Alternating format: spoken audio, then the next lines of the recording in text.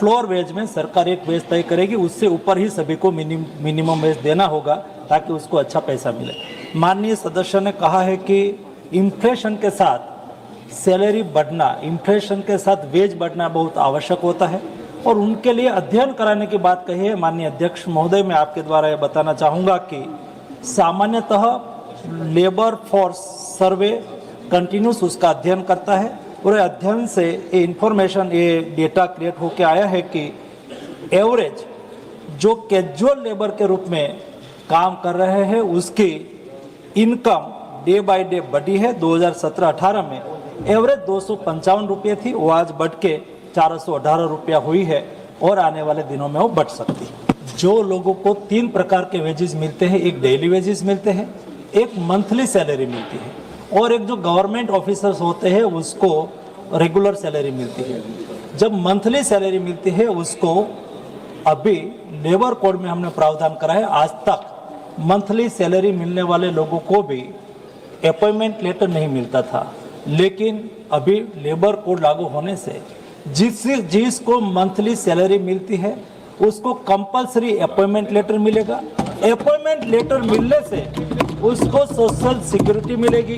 Appointment letter मिलने से माननीय अध्यक्ष महोदय, कई बार ऐसी घटनाएं होती थी, कई बार कोई लेबर के साथ, कोई वर्कर के साथ कोई एक्सीडेंट हो गया और बाद में इस्टेब्लिशमेंट के ओनर बोल देते थे कि मेरा उसके साथ कोई संबंध नहीं है, लेकिन अभी अपॉइंटमेंट लेटर मिलने से उसकी जिम्मेवारी भी फिक्स हो जाएगी, मिनिमम वेज और सैलरी भी फिक्स हो जाएगी और सोशल सिक्योरिटी भी फिक्स हो जाएगी। आपके द्वारा मैं सदन को अवगत कराना चाहता हूं कि अभी लेबर कोड लागू होने से कॉन्ट्रैक्चुअल वर्कर्स हो जो मंथली सैलरी पाते हैं उसको सोशल सिक्योरिटी दायरा में अपॉइंटमेंट लेटर से सारी सुविधा और सगवड़ता मिलेगी। रेशन कोड 2020 आज से 6 साल पहले पारित हुआ, आज से 2.5 महीने पहले लागू हो गया। केवल एक लीगल क्लैरिटी के लिए मैं सदन के सामने आया था और चर्चा हुई, उसमें कोड वापस ले लो, उसमें कामगार का हित डूब जाएगा, उसमें बहुत बड़ा अन्याय हो जाएगा। कुल मिला के 4 कोड पर डिटेल चर्चा हो गई। मुझे लगता है मेरे लिए तो अपॉर्चुनिटी है कि मैं अच्छी तरह से उसका रिप्लाई कर पाऊँ और यहाँ ये भी बताया कि सभी श्रम संगठन बंद कॉल कर दिया है, बंद है। चंद श्रम संगठन ने विरोध करा होगा, लेकिन 17 राष्ट्रीय श्रम संगठन ने कहा है कि ऐसी कोई बंद नहीं कॉल करना चाहिए। लेबर के हित में एक कोड लाया गया है और केवल जब एक कोड लाया गया तब 3 ऐसे जो पहले के एक्ट थे, एक trade union act 1926, industrial employment act 1946 और इंडस्ट्रियल डिस्प्यूट्स एक्ट 1947। स्वाभाविक है, यहाँ अच्छी बात हुई कि कार्यपालिका के पास ये अधिकार नहीं होना चाहिए जो शक्ति हमको दी थी और ये शक्ति के अनुसार हम चलाते, हमें कोई दिक्कत नहीं थी, लेकिन ये पार्लियामेंट का अधिकार होना चाहिए एक क्लैरिटी के साथ। ये एक्ट में भी, कोड में भी हम ला दे कि ये पार्लियामेंट भी ये उसमें शामिल कर ले कि जो पुराना एक्ट है ऑलरेडी रिपील हो गया, रिपील करने की कार्यपालिका को अधिकार है, लेकिन भी अधिकार एक्ट में होना चाहिए ताकि भविष्य में कोई लीगल इश्यू खड़ा न हो जाए। इसलिए एक छोटा सा अमेंडमेंट लेके मैं आया था और उसके बारे में सब लोगों ने विस्तार से, तकरीबन 29 और हमारे सम्मानीय सदस्यों ने विस्तार से उस पर बातचीत रखी और बहुत अच्छा ऑब्जर्वेशन करा। मैं तो उसमें कई लोग हैं, कई लोग चले गए, लेकिन हमारे कई सदस्य ने तो, हमारे अरुण जी ने तो कहा कि हमारे तमिलनाडु में टेक्सटाइल इंडस्ट्रीज दिक्कत में है। दूसरी बार उन्होंने ये कहा कि आप अमेरिका से ट्रेड डील कर रहे हैं, टेक्सटाइल हमारा एक्सपोर्ट होता है उसमें एक अमेरिका ही है, अमेरिका भी है, तो वहां जाएगा तो उसके ही हमारे टेक्सटाइल के कामगार को फायदा होगा कि नहीं होगा, उसको फायदा होना है। किसका विरोध करना, किसके खिलाफ हमें कमेंट करना, यहाँ प्रेमचंद्रन जी बैठे हैं, जो यहाँ जोर शोर से हमारे वामपंथी दल के सदस्यों ने बात रखी है ना, आप केरला में गवर्नमेंट में हैं और केरला में अभी थोड़े दिन पहले मैंने ईएसआईसी की एक मेडिकल कॉलेज दी। मैंने मेडिकल कॉलेज इसलिए दी कि वहाँ के युवाओं को मेडिकल में अध्ययन करने का अवसर मिले। वहाँ के जब मेडिकल कॉलेज चालू होगी तो 100, 200, 300 लोगों को रोजगार मिलेगा। प्रेमचंद्रन जी ने बोर्ड में मेरे सामने प्रस्ताव रखा था, मैंने वो अप्रूव करा और एसेंशियल सर्टिफिकेट आवश्यक होता है मेडिकल कॉलेज को एनएमसी ने अप्रूव करने के लिए, क्योंकि मैं हेल्थ मिनिस्टर रहा हूं।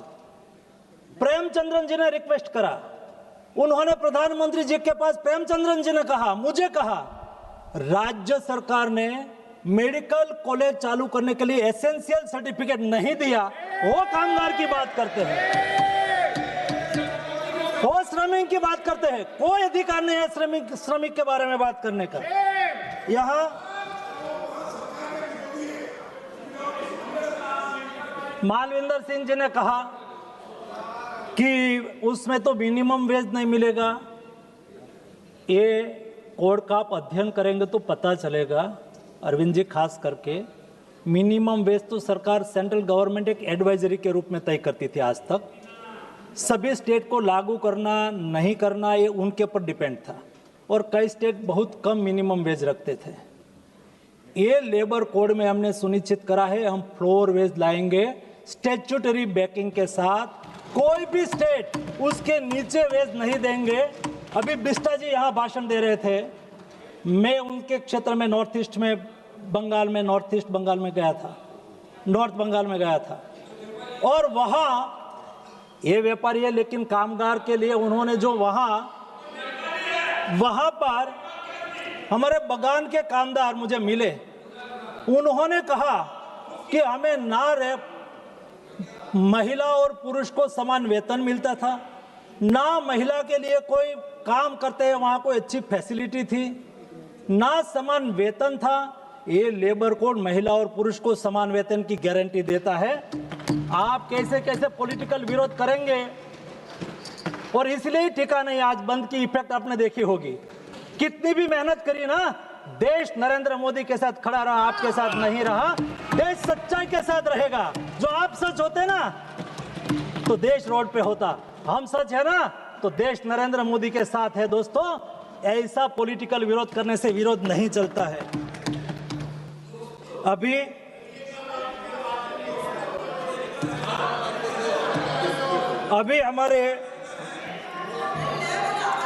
हमारे चंद्रशेखर जी ने बात अच्छी, उन्होंने वहां कहा बाहर, यहाँ आप लोगों को नहीं कहा। आपको तो सम्मानीय सदस्य है और सम्मानीय सदस्य ही कहूंगा, उसमें कोई मेरी क्लैरिटी है। चंद्रशेखर जी ने अच्छी बात कही कि पसीना सूखे उसके पीले पहले उसको सैलरी पैसा मिल जाना चाहिए। यही लेबर कोड में सुनिश्चित करा है कि टाइम के उसको वेतन मिल जाए, जो आज तक आप लोगों ने नहीं करा था, जो हमने करा। और इसलिए देश की जनता नरेंद्र मोदी को समर्थन करती है। डिप्टी चेयरमैन साहब, आज दिन तक क्या हुआ, राजनीति करते हुए मजदूर और इंडस्ट्री दोनों को सामने सामने रखने की कोशिश करी गई। तब भी देश का भला नहीं होगा। आप इंडस्ट्रीज को भी चलाना है और कामगार की हितों की सुरक्षा भी करना है, दोनों को साथ साथ में आगे बढ़ाना होगा। और जिन्होंने इंडस्ट्रीज की रक्षा नहीं करी और जिस नैनो ने बंगाल से भाग के गुजरात में आना पड़ा, जहां हजारों लोगों को रोजगार मिला, हमारे बंगाल के हजारों काम को हाथ के काम को छीन लिया, ये लोग हमें मजदूर और श्रमिक के कल्याण की बात करते हैं। जहां इंडस्ट्रीज, हमारी सरकार श्रमिकों के हितों की सुरक्षा चाहती है, श्रमिकों के साथ खड़ा रहती है और इंडस्ट्रीज को भी आगे बढ़ाना है, तभी देश आगे बढ़ सकता है। और मैं आपको टोटल में कहूँ तो, और आपको जवाब भी देना है, ये 4 लेबर कोड हमने पारित करा ना, जिसको लागू करा सुरेश जी, ये देश के हर नागरिक को मिनिमम वेज की गारंटी देता है। ये नरेंद्र मोदी की गारंटी है। फ्लोर वेज से ऊपर ही सभी को वेज तय करना है। माननीय डिप्टी चेयरमैन सर, आज तक जो यहाँ आपने चिंता व्यक्त करी उसका मैं सॉल्यूशन और जवाब दूंगा। कई लोगों ने चिंता व्यक्त करी कि कोई कामगार है उसको कभी भी छुट्टा कर देता है, उसका एक्सीडेंट हो जाता है, या अभी अच्छी चिंता हुई कि भाई कई बार उसका मृत्यु हो जाता है, कई बार उसका हाथ पैर काम करते करते टूट जाता है, और इस्टेब्लिशमेंट इंडस्ट्रीज वाला हाथ खड़ा कर देता है कि हमारा एम्प्लॉइज है ही नहीं, हमारा एम्प्लॉइज नहीं है, अपने कोई रजिस्ट्री नहीं होती है उसके पास, और वो बोल देते हैं या तो रजिस्ट्री होती है तो सोशल सिक्योरिटी में उसकी जिम्मेवारी फिक्स ना हो, इसलिए हाथ खड़ा कर देते हैं। लेकिन ये लेबर कोड में सभी सम्मानित सदस्यों के ध्यान में रहे, ताकि कोई मिसगाइड करने की कोशिश करे तो ना हो। ये लेबर कोड में हर युवाओं को नियुक्ति पत्र देने की गारंटी दी है। हर युवा जिसको जॉब मिलेगी उसको कंपलसरी नियुक्ति पत्र देना है, ताकि एग्रीमेंट हो जाए कि आपको एम्प्लॉयमेंट दिया गया है, ये शर्त है, इस शर्त पर एम्प्लॉयमेंट दिया गया है, ताकि भविष्य में कोई ऐसा ना कह सके, कोई इंडस्ट्रीज ऐसा ना बोल सके कि ये हमारा कामगार नहीं है, हमारे यहाँ जॉब नहीं करता है। आदरणीय डिप्टी चेयरमैन साहब, ये हमारी सरकार ने, मोदी गवर्नमेंट की ये युवाओं के लिए गारंटी है। क्या आप उसका विरोध करेंगे? नियुक्ति पत्र मिलना चाहिए कि नहीं मिलना चाहिए? नहीं मिलना चाहिए तो कहिए कि नहीं मिलना चाहिए, तो आपको मैं समर्थन कर दूं। माननीय चेयरमैन साहब, वेतन में डिफरेंस होना, महिला के वेतन अलग, पुरुषों के वेतन अलग, उसको कोई कानूनी पाबंदी नहीं थी, कोई कानूनी तरह से उसको रोक नहीं सकता था कि एक काम के लिए कोई जगह पे ज़्यादा वेतन मिले, कोई जगह पे कम वेतन मिले। ये लेबर कोड ने सभी को समान काम के लिए समान वेतन की गारंटी दी है। ये लेबर कोड ने महिला और पुरुष, एक काम पुरुष करता हो यही काम महिला करे तो महिला को आप कम वेतन नहीं दे पाएंगे। समान वेतन की गारंटी देने का कोई काम करा हो तो नरेंद्र मोदी ने लेबर कोड के द्वारा करा है। फिक्स टर्म में काम करने वाले लोगों के बारे में भी यहाँ चर्चा हुई। आज तक ऐसा होता था 5 साल तक कोई फिक्स टर्म के लिए काम करे तभी उसको ग्रेजुएटी मिलती थी, लेकिन अभी 1 साल तक भी कोई काम करके, हाँ ऐसा होता है कि कोई कंपनी को या तो कोई व्यक्ति को, कोई ऑर्गेनाइजेशन को, कोई कंपनी की ओर से 1.5 साल का एक कॉन्ट्रैक्ट मिला हो, 2 साल का कॉन्ट्रैक्ट मिला हो कि मुझे केवल एक काम के लिए कॉन्ट्रैक्ट मिला हो, तो एक काम के लिए ही उसको कामगार चाहिए, काम के लिए उसको श्रमिक चाहिए। उन्होंने श्रमिक को रखा, रखने के बाद 1 साल तक, 1.5 साल तक के रखा है, लेकिन 1 साल से ज़्यादा समय हुआ तो उसको ग्रेजुएटी की गारंटी देने वाला ये 4 कोड में प्रावधान करने वाले नरेंद्र मोदी है। और डिप्टी चेयरमैन सर, बीमारी कभी किसी को पूछ के नहीं आती, वो गरीब के यहाँ भी आती है, अमीर के यहाँ भी आती है। कोई अमीर के यहाँ बीमारी आती है तो उसके जेब में पैसा होता है, कोई इलाज करा लेता है, लेकिन कोई गरीब परिवार के यहाँ बड़ी बीमारी आ जाती है तो उनके लिए बहुत बड़ी दिक्कत होती है। और मजदूर, श्रमिक सारे दिन काम करते हैं, मेहनत करते हैं, कई बार छोटी मोटी बीमारी की उपेक्षा कर देते हैं। खास करके महिलाएं, उसको कई बार ब्रेस्ट कैंसर की प्राथमिक बीमारी होती है, उसको लगता है कि छोटा मोटा पेन है, वो इग्नोर कर देती है। लेकिन ये 4 लेबर कोड में हमने प्रावधान करा है, जो 40 साल के अधिक उम्र वाले कोई भी श्रमिक हो, 1 साल में 1 बार हेल्थ चेकअप कंपलसरी करने का काम ये लेबर कोड में हमने प्रावधान करा है। आप कहिए उसका विरोध हम करते हैं, कहिए आप कहिए महिला और पुरुष का समान वेतन का विरोध करते हैं, आप कहिए ना। आप विरोध कर रहे हैं, किसका विरोध कर रहे हैं? पॉलिटिकल विरोध कर रहे हैं। आप कहिए सबका विरोध में है, ऐसा बाहर जाके कोई स्टेटमेंट करे, बाहर जाके ऐसा स्टेटमेंट दे कि मनसुख मांडविया ने जो पार्लियामेंट के फ्लोर पर जो विषय रखा है उसका हम विरोध करते हैं, बाहर जाके बोले, वो श्रमिक के सामने जाके बोले, उसको पता चलेगा। आज तक चेयरमैन सर, कोई काम करता हो, कोई हैजार्डस काम में किसी को काम करने के लिए काम मिला, तो जब हैजार्डस वर्क्स वाले प्लेस में, कोई खदान में, कोई सीवरेज साफ करने में, ऐसे में जब उसको काम मिलता है, तब कई बार उसको ऐसे असाध्य रोग हो जाते हैं, ऐसी बीमारियां लागू हो जाती है।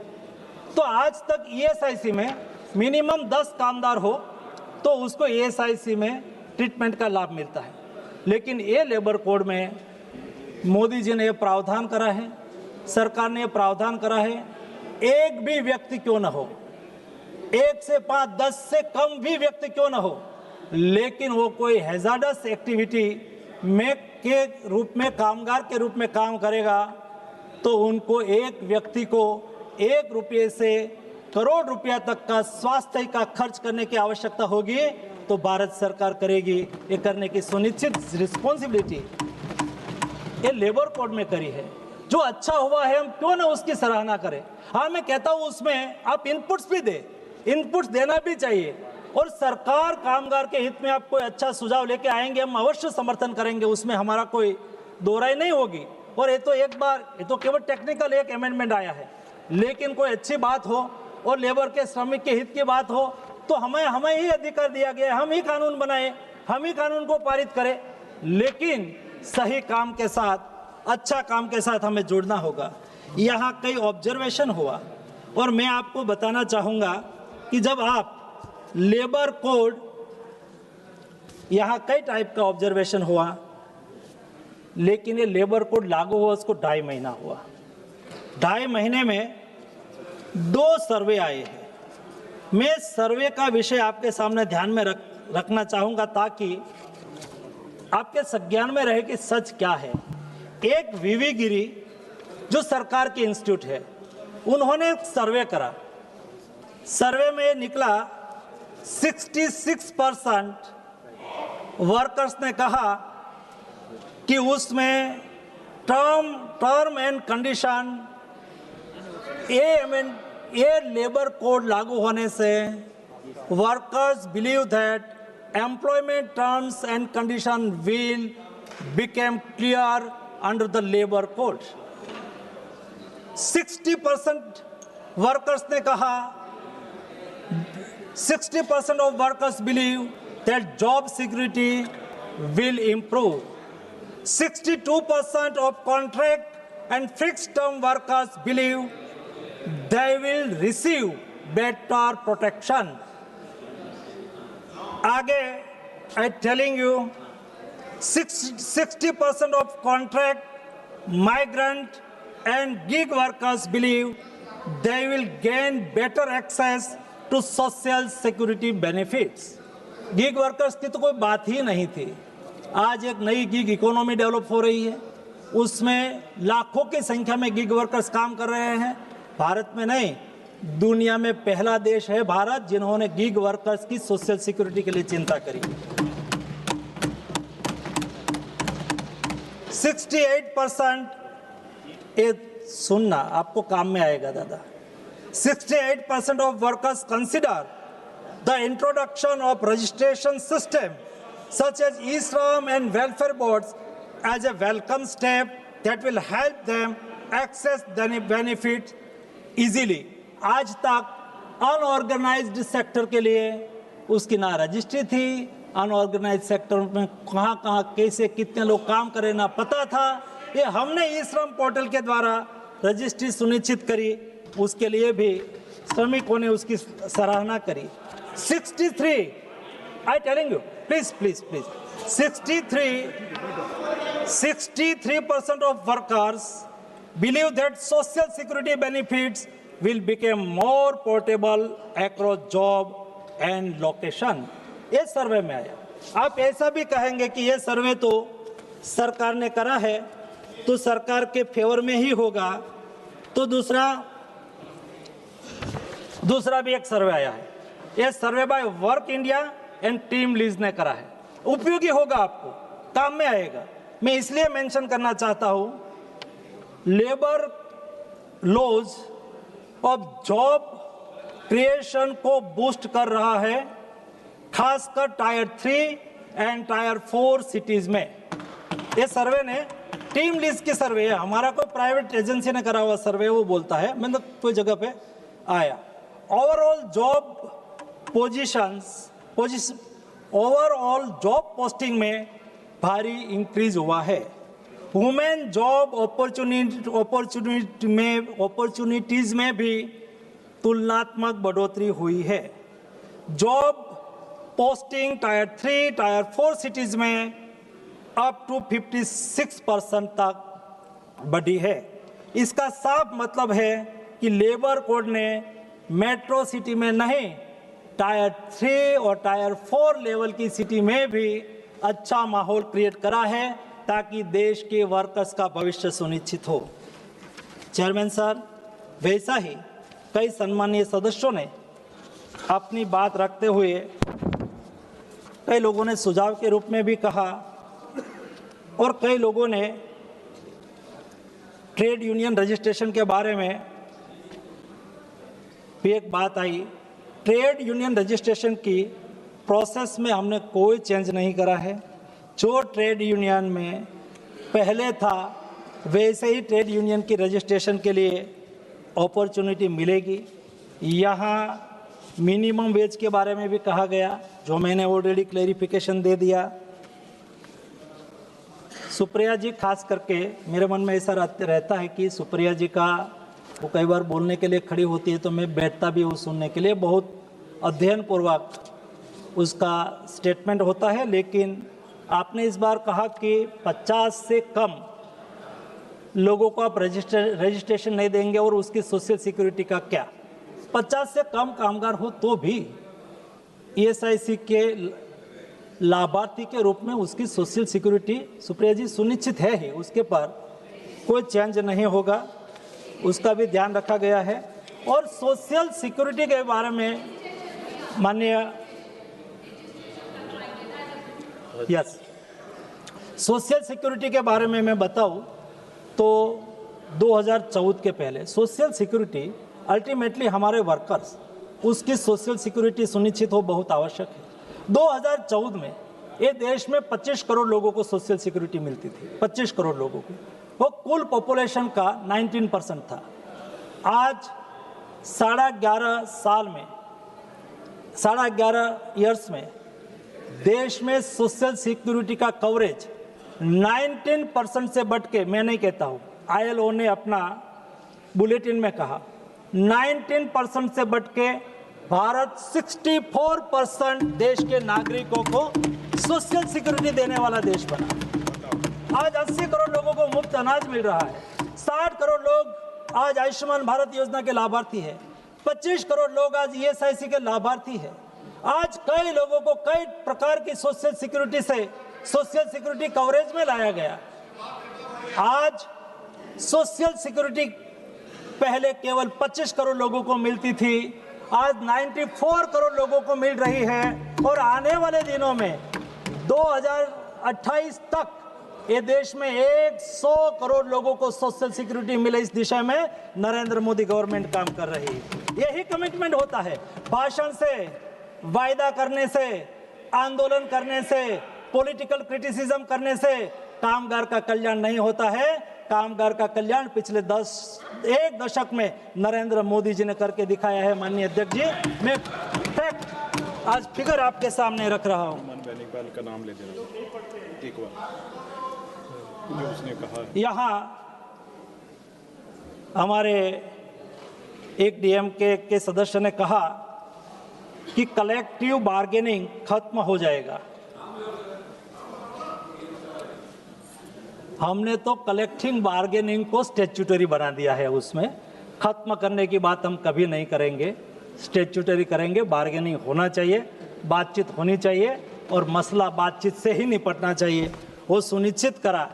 और यहाँ डॉक्टर बाबा साहब आम्बेडकर को कई बार मेंशन करा गया।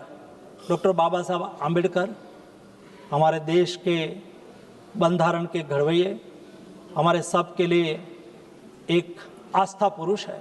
उन्होंने जो कहा है हम सब लोग उसको कोट भी करते हैं, लेकिन उन्होंने कहा कार्यस्थल पर ना ही समाज में न्याय की नींव है।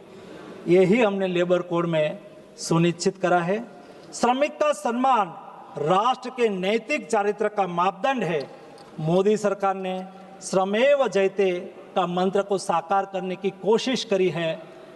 बाबा साहब आम्बेडकर को कैसे सम्मान देना, ये तो मोदी जी भली भांति जानते हैं, क्योंकि एक श्रमिक परिवार से निकला हुआ व्यक्ति, मैं तो गुजरात से हूँ, मैंने देखा है एक गरीब परिवार में पैदा हुआ नरेंद्र मोदी एक वडनगर की रेलवे स्टेशन पर अपने पिताजी की छोटी सी चाय की किटली और अर्ली मॉर्निंग पिताजी को मदद करने के लिए किटली पर जाके चाय बेचने वाला एक श्रमिक परिवार के बेटे आज देश के प्रधानमंत्री हैं, और ये आपको डाइजेस्ट नहीं हो रहा है।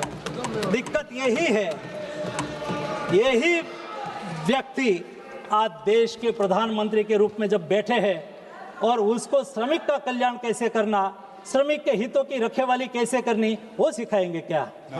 जो अपने घर से सीख के आए हैं, अपने परिवार में झेल के आए हैं। चेयरमैन सर, उसको सिखाने की आवश्यकता नहीं होती है, उसकी नीतियों में ये झलक रहा है। और डेप्यूटी चेयरमैन सर, मैं आपके सामने विषय रखना चाहूँगा। यहाँ उल्लेख हुआ अनएम्प्लॉयमेंट रेट का। देश में बेरोजगारी बढ़ रही है। बेरोजगारी की जब बात करते हैं तब आप भूल जाते हैं, और मैं आपके यहाँ फैक्ट फिगर आपके सामने रखना चाहता हूँ। 2001 से 2011 और 2011 से 2017 जब देश का ग्रोथ होता है ना, इकोनॉमिक ग्रोथ होता है, देश का जीडीपी ग्रोथ होता है, तो सोशल साइंस ऐसा कहता है, इकोनॉमिक साइंस ऐसा कहता है कि जब 1% जीडीपी ग्रोथ बढ़ता है तो 1% एम्प्लॉयमेंट ग्रोथ होना चाहिए, तब जाके विकास के साथ एम्प्लॉयमेंट जनरेट हो और अच्छी तरह से देश आगे बढ़ सके।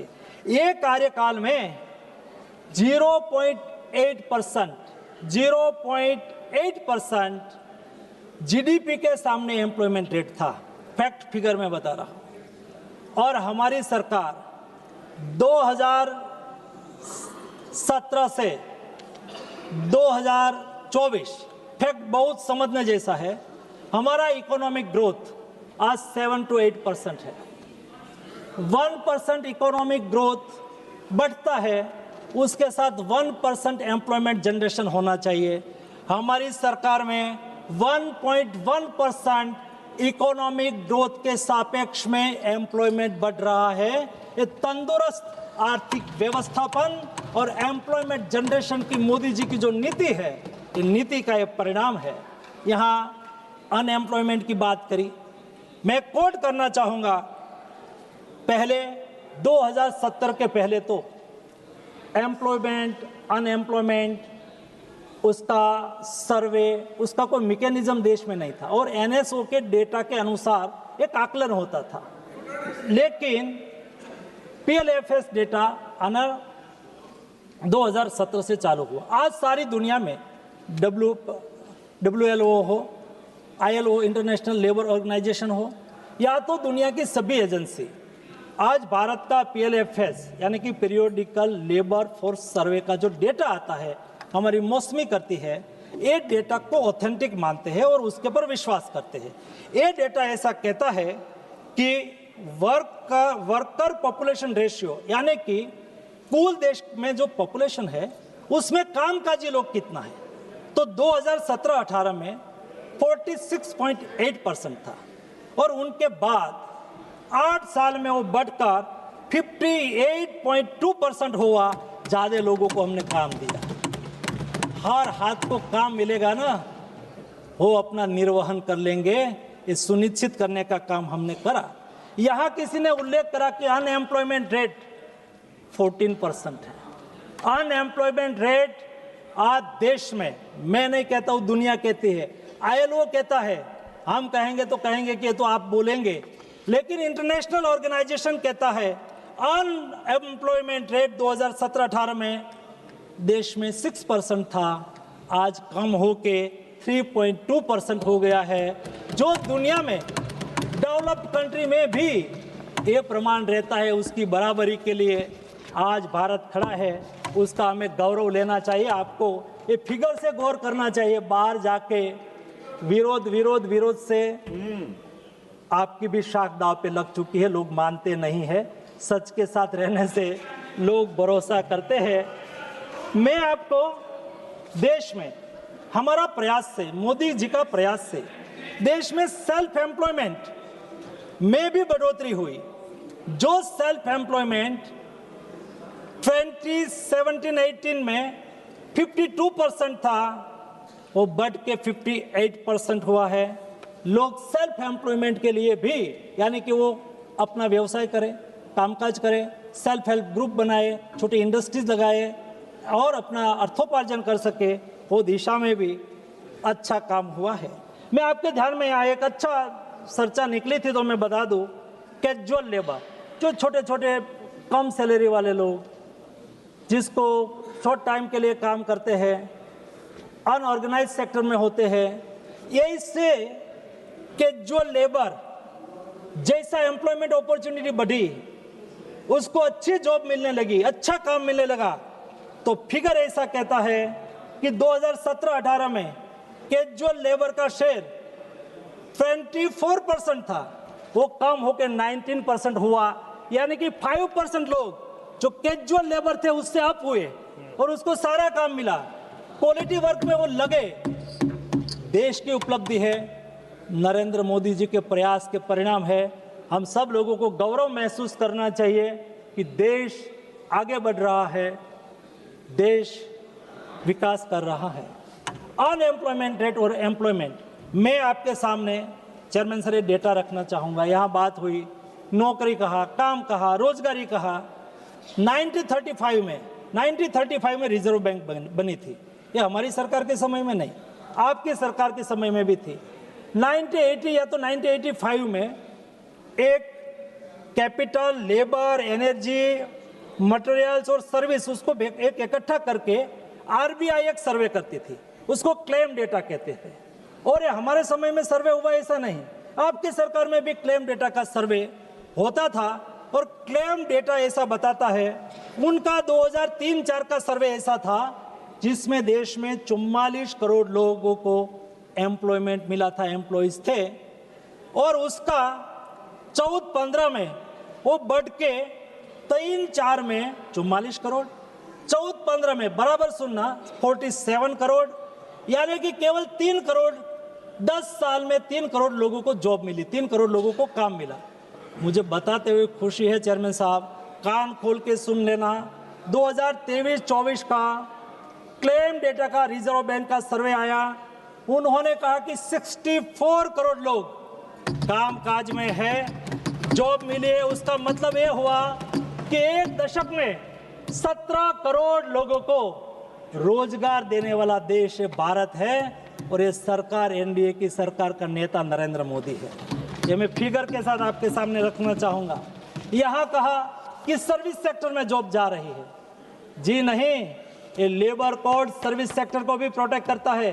ये लेबर कोड हर कामगार को समान अपॉर्चुनिटी के साथ अवसर भी देता है। और मैं एम्प्लॉयमेंट के बारे में सर्विस सेक्टर की बात करूं तो 14-15 में 14 करोड़ लोग सर्विस सेक्टर में थे, काम कर रहे थे, 14 करोड़ लोग। 22-23 में वो बढ़ के 20 करोड़ हो गए, 5 करोड़ नौकरियां 2014-15 से 22-23 एक दशक में सर्विस सेक्टर में 5 करोड़ नौकरी बढ़ी। That is authentic data. Construction workers में 5 करोड़, आईटी का भी बताऊं, कंस्ट्रक्शन सेक्टर में 5 करोड़ लोग काम में थे। 22-23 के रिपोर्ट के मुताबिक 7.47, 2.5 करोड़ लोगों को जॉब मिली। ट्रेड में 4.96 से बढ़ के 22-23 में 6.79, यानी कि तकरीबन 2 करोड़ लोगों को जॉब अपॉर्चुनिटी मिली। वैसे ही मैन्युफैक्चरिंग सेक्टर में 5.5 करोड़ लोग काम करते थे। वो 22-23 में बढ़ के 6.31, यानी कि 85 लाख लोगों को ज़्यादा जॉब अपॉर्चुनिटी मिली। यानी कि सभी लोगों को जॉब का अवसर मिल रहा है। मैं फिगर दूंगा आपको, काम में आएंगे, मैं इसलिए बोल रहा हूं। और उसको मैं वेट भी आपको कर देता हूं। जो मैंने फिगर दिया तो ईपीएफओ में जिसको पहली बार जॉब मिलती है उसको यूएएन नंबर लेना होता है। यूएएन नंबर मिलता है तो फर्स्ट टाइम जॉब जिसको मिलती है उसको नया यूएएन नंबर मिला। तो कितने लोगों को जॉब मिली? तो मैंने कहा कि भाई एक दशक में क्लेम के डेटा कहता है कि 17 करोड़ लोग नए लोग काम में आए। तो ईपीएफ का डेटा उसको प्रमाणित करता है। ईपीएफ के डेटा में प्रति साल देखो 2021-22 में 1 करोड़ 22 लाख लोग नए जॉब में आए। 22-23 में 1.1 करोड़ 31 लाख लोग नए जॉब में आए। 23-24 में 1 करोड़ 31 लाख नए जॉब में आए। ये सब फिगर भी जब हम एसेस करते हैं तो उसके साथ मिल जाता है। ये संभव कब हुआ? ये संभव तब हुआ जब देश ने एम्प्लॉयमेंट के लिए समय समय पर कदम उठाया। हमारी सरकार ने समय पर कार्य योजना बनाई। आपने देखा होगा मोदी 3 गवर्नमेंट बनने के समय तुरंत ही मोदी जी ने पहले ही बजट में 2 लाख करोड़ का पैकेज घोषित करके 5 साल में 4.1 करोड़ नए जॉब देने के लिए 2 लाख करोड़ की जॉब अपॉर्चुनिटी दी। पैकेज में अनाउंसमेंट करा। उसमें से एक पार्ट था 1 लाख करोड़ से 3.5 करोड़ लोगों को प्रधानमंत्री विकसित भारत रोजगार योजना के द्वारा जो पहली बार नौकरी मिलेगी उसको 15,000 रुपये का सहयोग करा जाएगा, ताकि उसको कम सैलरी वाली जॉब मिले तो भी चलो सरकार की ओर से हमें और पैसा मिल जाएगा तो जॉब कर लेगा, बाद में स्किल डेवलप हो जाएगी तो बाद में अच्छी जॉब में उसको अच्छी तनख्वाह के साथ जॉब मिल सके। ऐसी कई योजना का हमने प्लानिंग करा ताकि देश में जॉब अपॉर्चुनिटी भी बढ़े, देश में कामगारों को काम भी मिले, कामगार के हितों की रक्षा और सुरक्षा भी हो, महिला और पुरुषों को समान अधिकार भी मिले, समान वेतन भी मिले, सभी को जॉब सोशल सिक्योरिटी की गारंटी मिले। इस उद्देश्य के साथ ये 4 कानून लाया गया था। ये 4 कानून आज इम्प्लीमेंट होने के बाद कामगार की ओर से एक अच्छा फीडबैक आ रहा है। मेरी विनती है सभी से कि उसको अच्छी तरह से समझिए। बाद में जो पॉलिटिकल विरोध करना है तो करिए, बट मेरे सम्मानीय सदस्यगण को लेबर कोड की वास्तविकता आपके समझ में होनी चाहिए। पॉलिटिकल वजह से आपको जो करना है आप ओपन होते हैं, मैं रोक नहीं पाऊंगा, लेकिन आपके संज्ञान में रहे उस उद्देश्य के साथ मैंने कई फैक्ट फिगर के साथ आपके सामने विषय रखा है। लेकिन इस अमेंडमेंट एक छोटा सा अमेंडमेंट है जिसमें एक लीगल क्लैरिटी लाने के लिए मैं अमेंडमेंट लेके आया हूं, और भविष्य में भी कोई अच्छा आपकी ओर से सुझाव आएगा और कामगारों का कल्याण के हित में जो भी कुछ करने की आवश्यकता होगी हम सभी सांसदगण साथ में मिलकर करेंगे। मैं सभी सम्मानीय सदस्यों को विनती करता हूं कि यूनानिमसली ये अमेंडमेंट को पारित करें।